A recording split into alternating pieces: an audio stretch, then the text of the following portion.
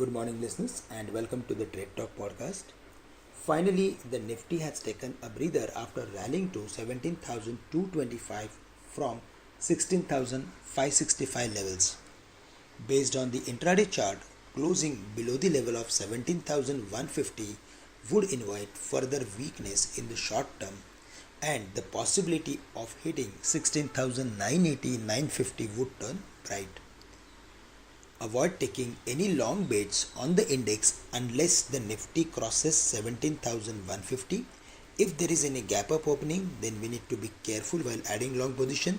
Let the market cross 17,150 in the first half an hour of trading. That will actually give the major support or booster to the market.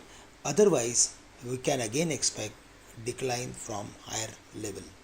Bank Nifty has made a strong reversal after hitting the levels of 37,000, which is a strong psychological resistance level for the Bank Nifty. A breakout level of 36,400.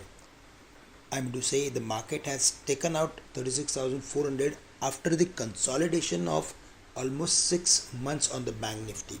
So a breakout level of 36,400 could be a throwback formation. I mean to say after hitting the important resistance level, market again came back to the breakout level, and that will give major opportunity for short-term traders to add some contra bets of going long on the Bank Nifty.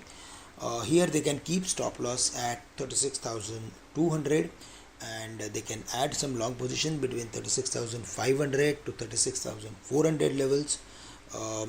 Maybe in today's date we may see furthermore gains for Bank Nifty after hitting maybe initial weakness.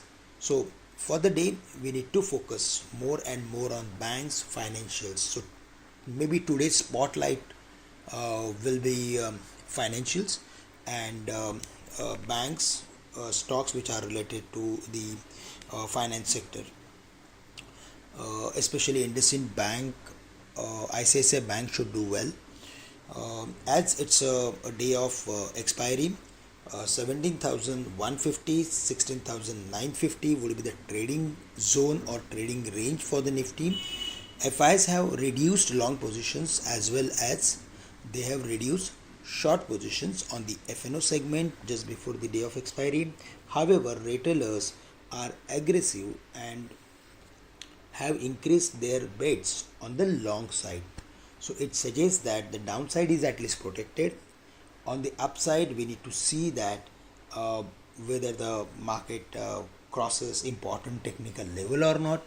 If we see the market is crossing that technical level, then we can expect furthermore buying pressure from retailers.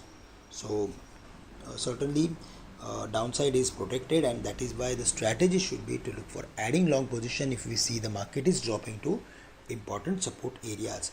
Globally, US equity futures fluctuated overnight. Nasdaq 100 edged up to an all-time high, and the S&P 500 was little changed. The defensive flavor to trading came amid economic data suggesting a slower US labor market recovery. 10-year treasury yield remained around 1.30.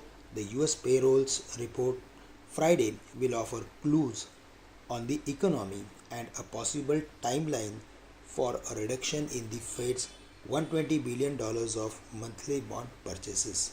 The dollar held a drop. It was around 92.70, and currently it is at 92.5. Friends, that's all from my side for the day.